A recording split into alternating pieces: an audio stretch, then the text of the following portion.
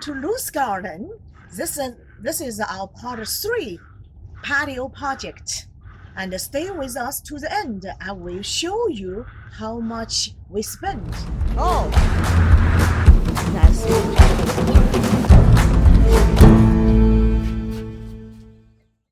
All right, so here we've already dug out, like you saw in the last video.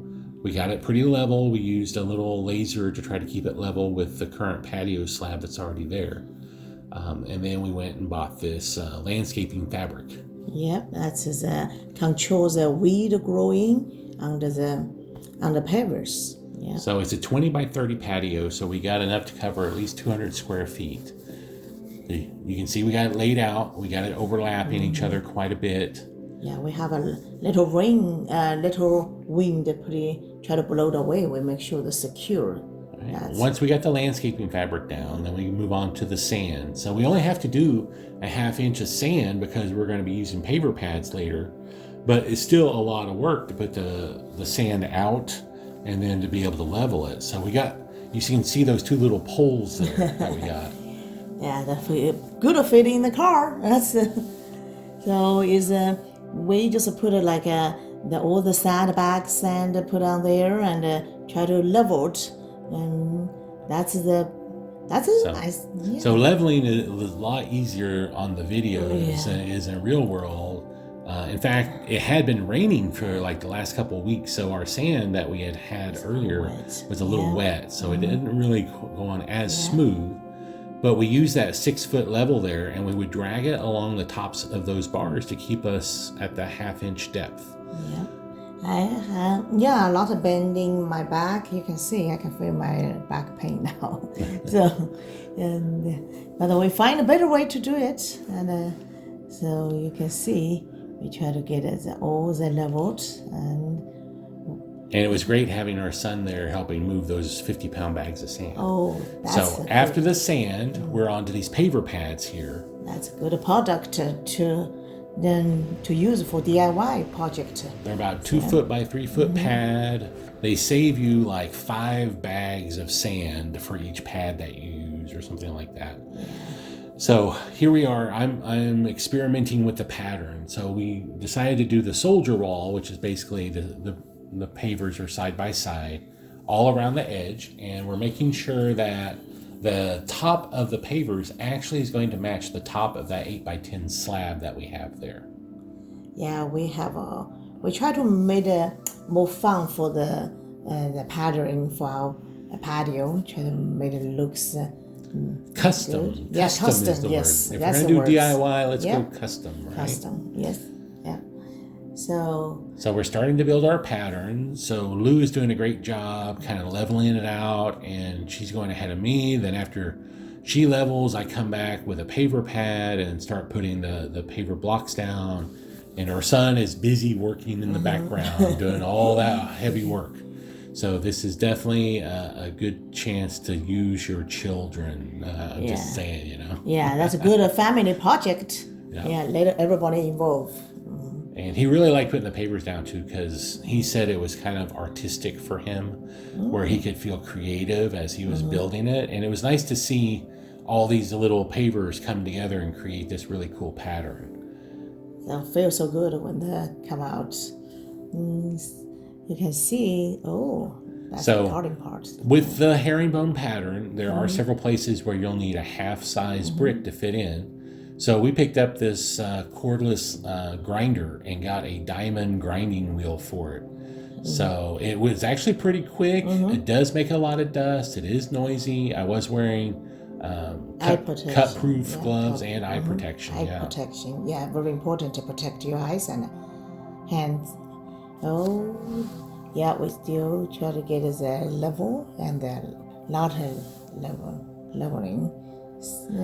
So we tried to level as much as we could, just digging out, but we found that there were a lot of places where it was either too high, too low still. Yeah. Still find a better way to level now. We don't need to bend my back. Yeah, so this is a landscaping rake that we purchased from Home Depot. It is pretty nice to work with it, pretty big, easy for us to kind of push the sand or pull the sand and keep that leveling going on What's that tool I use it? The trowel. Trowel. I use a lot. Yeah. For So like a cement trowel is for like small areas that you need to level. Yeah, but just when I level, I kind of try to keep measure, make sure I'm close to the house. I'm get a little bit higher than in the part of close to the yard, because when you think about it, the drainage, we want to the rain, the water, and come run away for the house. That's the purpose. So this is like day 2. So on day 1, we got most of the front done. By day 2, we had kind of gotten our techniques down, the leveling. You can see my son pretty tired there, but he's still going. He just needs to stretch out a little bit. And actually, it's really nice. Just a few weeks ago, this was a dirt hill that got excavated, and now it was someplace we could stretch out. Nice place. And you notice Lou's got her shoes off, enjoying the nice feel on her feet. So that definitely shows you we were accomplishing something at that point. Yeah. I said, really feel so comfortable under the deck. You can see give us a lot of shadow there, can keep us cool. And when we do that, it's a nice whole family do this project together. Yeah. And obviously it was a big project, 20 feet by 3 feet or 30 feet. And then you can see towards the back there, we're trying to use as many hole bricks as we can, but we're still going to have to do a lot of cuts there at the end to fill in those little holes. So this is where we're kind of getting our method down. I'm going to go get pavers from the bulk supply there, and then I bring them back and I unload them, and then Lou and our son is kind of in charge of organizing them as they go. And you can see here, it takes a little while to load bricks into the wagon, so she's got some time to cool off and enjoy give it. me the brick time there. That's good. So okay, I still keep the measure, make sure it's the right level. So okay, Here's the next load. And it starts going together pretty quick. We got the pattern down. We understood what the herringbone pattern was. You can see there right underneath the stairs, where the stairs are close to the ground, we're actually going to leave a little gap there. We're going to use some edging, kind of quarter that section off. That way we don't have to try to get into a really tight space, and probably no one's going to notice anyway. Yeah, when we do that, we have a good weather for that 3 days sunshine, because before this days we have every day raining. We're just waiting for the good weather. Oh, now you're just waiting on me. Waiting. Yeah, that's waiting for Daddy. I'm loading the cart again. Yeah, and we are waiting for Daddy. That's So, and the nice thing about these paper pads too is they're pretty easy to cut and get them around those smaller areas. Aging part. Yeah. So after you get all the pavers set, you want to make sure to put the edging in there to keep them from moving over the long term. If it's good to have it overlap those pads, because it kind of helps to lock the pads down too. This is the last part now. Polymetric sand. This is the final course of sand. We want this to go in between all the pavers, kind of fill in any gaps. Yep, that's a 3 purposes for the polymetric sand.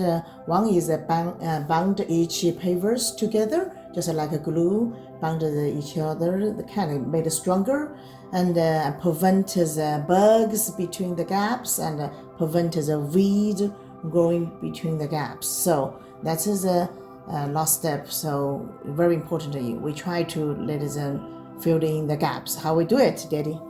Well, I mean, we originally got 8 of these buckets of sand, polymetric sand, and we ended up having to go out and get another 6. There's just a lot of sand will fit in between those cracks we found. So, and that's good because you don't want grass and everything growing up in between. So we're sweeping it around, and then Lou is taking the little pad there and kind of pounding it in, and you could get one of those vibrating machines. We just decided to do it by hand. We've seen people in videos just kind of jump up and down, but this is a little bit big to do just jumping up and down. Yeah. So you can tell the gaps kind of start showing up pretty fast once you start pouring sand down in there.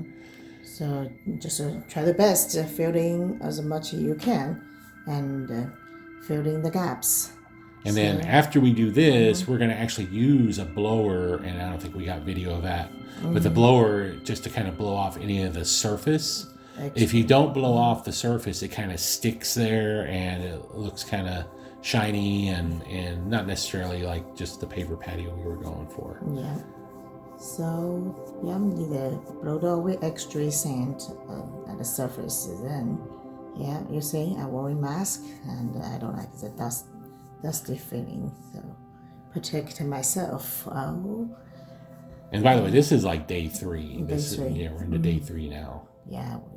And we are kind of fighting the weather and the elements because it did rain for several weeks right after we got things dug out. And so just getting in there and being able to do it was a big plus for us.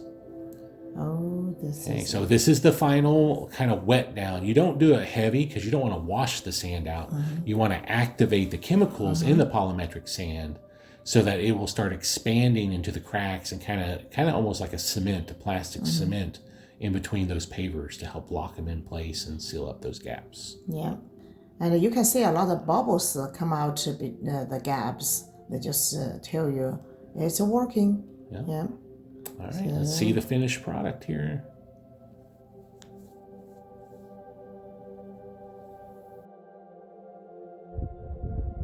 Now we finished it. Let me wrap up what we have been done. First step, we level the ground and we put the fabric there to prevent the grass growing, and then we put the paver base, and then we put the paver bricks on the top. That's we spend like about 2,700 pavers. And we chose the herringbone, the pattern, and the soldier line under the edge. It looks beautiful. And this is, I promise you, what is the cost for this project.